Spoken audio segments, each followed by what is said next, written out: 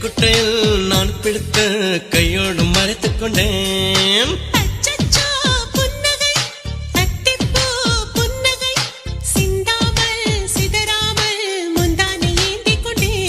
உன் புன்னகை என்னும் சாவியால், உன் புன்னகை என்னும் சாவியால் என் காதல் திறந்து கொண்டேன்.